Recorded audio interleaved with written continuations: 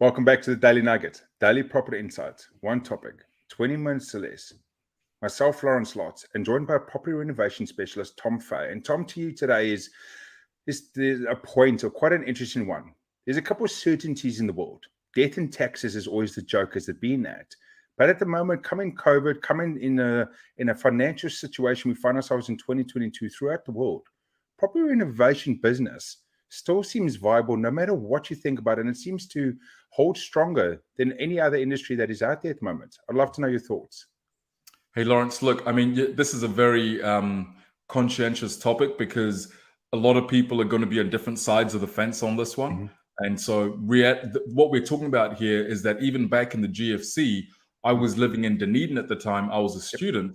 And I remember a lot of my mates were still getting jobs for people who were doing renovations as painters and just general, everyday laborers. Yep. Now, why is that? Because that whoever was doing that job, typically they were property owners, and he was getting in his own workers, and he'd got money off the bank.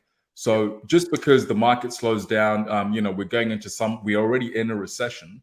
Just because the market is saying what it's saying doesn't mean there are not people out there that are still qualifying for loans, right? So, and those loans they're qualifying for equals money into their pockets, so they will then generate some kind of activity and production and employ people to do work. And what does that mean? That means they're going to get some kind of a tax benefit down the line. So what it really means is that you may not be able to flip your properties as faster. You may not be able to get the price that you wanted, but hey, there's always going to be tenants out there that'll pay good money for a well-renovated or even decently renovated property. So it's resilient because money will always flow to and towards good property in good locations. And if you know what you're doing, you're going to be all right. Yep. But it's such an interesting thing, right? So at the moment, we're obviously first quarter of 2022 in New Zealand. We went through a couple of years of the lockdowns, but everything else. I did not know, yes, the economy's a struggle everywhere in the world. Inflation's through the roof. We covered that off on another episode. But I did not know a single person in the building industry at the moment that can turn around and go, nah, I'm struggling to find work, or I don't have 6 months of like backlog of work and stuff at the moment. And even in a time where numbers are so hard, getting loans approved is so hard, there's still so much work needed in the property game, new builds or renovations, because fundamentally, New Zealand is a country that's driven by property. It always has been. It's a cultural and a societal thing. And that's why this industry is, as resilient and it will handle. The only thing that broke the property was the government turning around and telling us we couldn't go out in the world and held everyone back, and it broke everything else, right? Otherwise, as soon as we're out and allowed to do stuff, the money's flowing and renovations are happening and properties evolving more and more.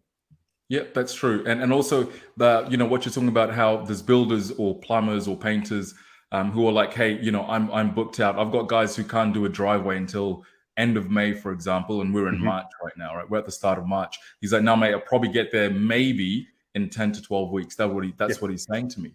Now, the other side of that is that this is also pent-up demand from these periods of time, as you said, where we weren't allowed to go anywhere, from the money that was in the system and a lot of people started to do things, from the demand just from people, living, getting married, downsizing. So all this pent-up demand is what we're also now seeing the onflow of, right? So again, the renovation industry is going to continue to be resilient.